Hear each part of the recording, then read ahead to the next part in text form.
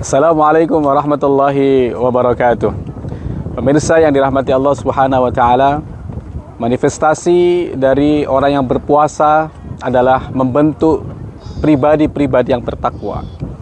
Seperti dalam ayatnya, kutiba alaikumus syiyamu kama kutiba alal ladzina min qablikum la'allakum tattaqun. Dari deskripsi takwa banyak sekali tersebutkan dalam Al-Qur'anul Karim. Ada salah satu ayat yang menjelaskan tentang siapa itu orang yang bertakwa, yaitu surat Ali Imran ayat 133. Wasari'u ila maghfiratin min rabbikum wa jannatin arduhas samawati wal ard wa'iddat lil muttaqin. Bersegeralah kamu untuk mendapatkan ampunan Allah dan juga surganya, yang mana luasnya melebihi langit dan bumi, yang disediakan untuk orang-orang yang bertakwa.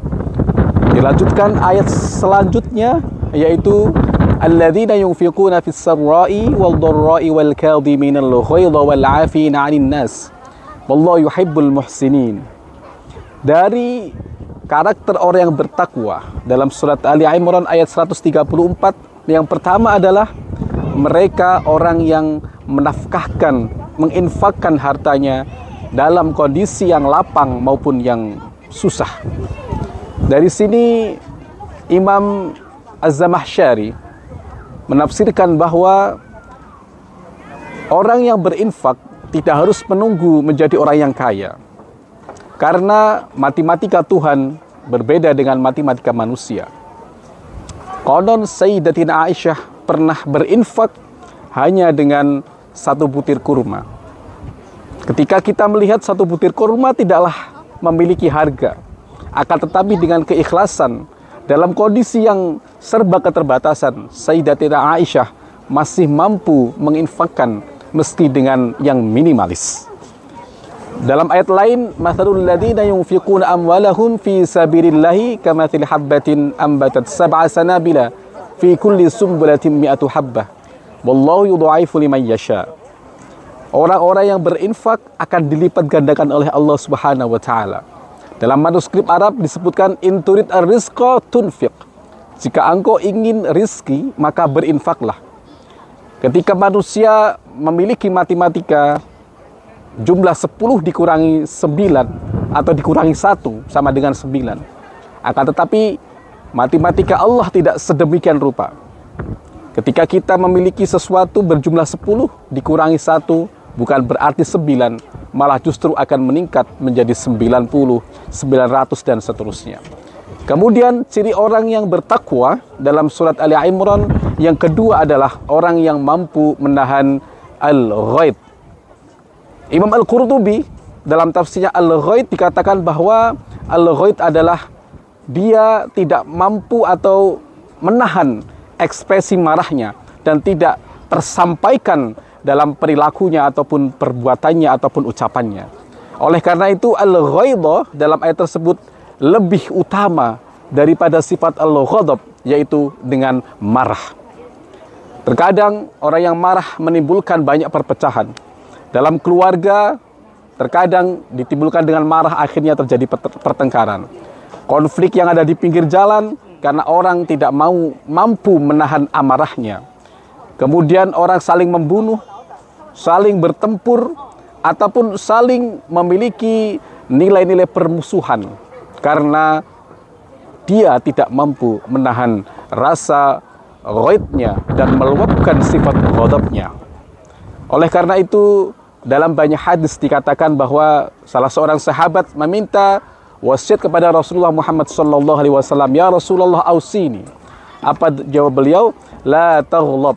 Faraddada miraran, "La taghlab." Jangan marah. Kemudian Rasulullah mengulangi lagi, jangan marah. Fa inna syaitana yaghdibu.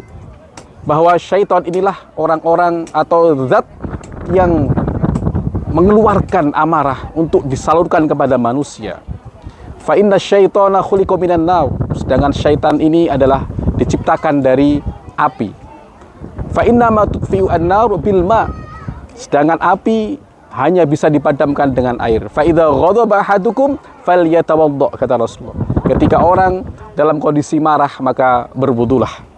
Maka tidak berlebihan ketika Rasulullah mengatakan la taghdab walakal jannah, jangan marah maka bagimu surga.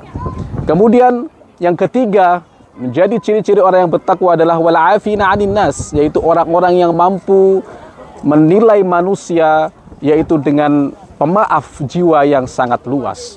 Menjadi jiwa pemaaf bukanlah hal yang mudah. Terkadang kebencian, terkadang dendam masih menyelimuti dalam diri seorang manusia. Orang terkadang mampu melupakan, terkadang orang mampu mengeluarkan amarahnya, tapi menjadi pribadi-pribadi yang mampu memberikan maaf atas kesalahan orang lain dinilai dari sebuah akhlakul karimah. Kita bisa lihat bagaimana para ulama-ulama salafun saleh ketika mereka memiliki jiwa yang pemaaf, maka mudah saja Indonesia menyebarkan Islam yang rahmatan lil alamin. Para pendahulu-pendahulu orang yang masuk mendakwahkan Islam dengan nilai jiwa pemaaf. Hal inilah yang dicontoh dari Rasulullah Muhammad SAW dalam banyak ceritanya. Salah satunya adalah ketika beliau dilempari oleh penduduk Taif yang saat itu tidak mau beriman. Kemudian malaikat Jibril yang saat itu melindungi Rasulullah tidak terima ketika Rasulnya dilecehkan, ketika Rasulnya dilempari batu bahkan sampai berdarah. Apa kata Nabi ketika menginginkan gunung yang ada di sebelahnya Taif ingin diangkat kemudian ditimpakan kepada masyarakat Taif? Rasulullah mengatakan, Allahumma hdi qaumi fa innahum la ya'lamun. Ya Allah, maafkanlah kaumku karena mereka tidak tahu. Barangkali kalau mereka tidak mau beriman, anaknya akan beriman. Kalau barangkali tidak anaknya, cucunya dan juga generasi-generasi yang akan datang.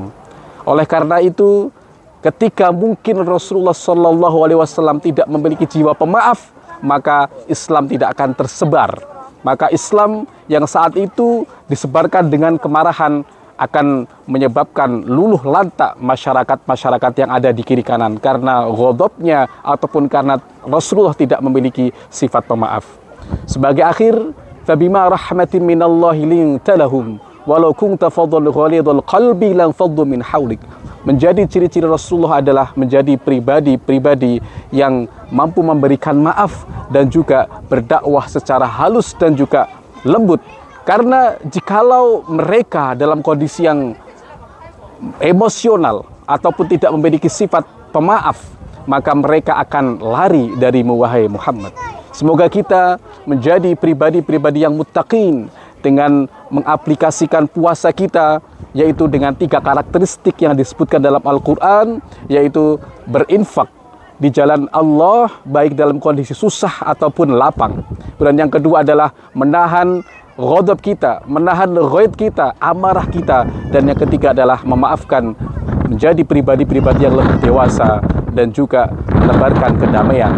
Wal'afu minkum ihdinas siratal mustaqim. Assalamualaikum warahmatullahi wabarakatuh.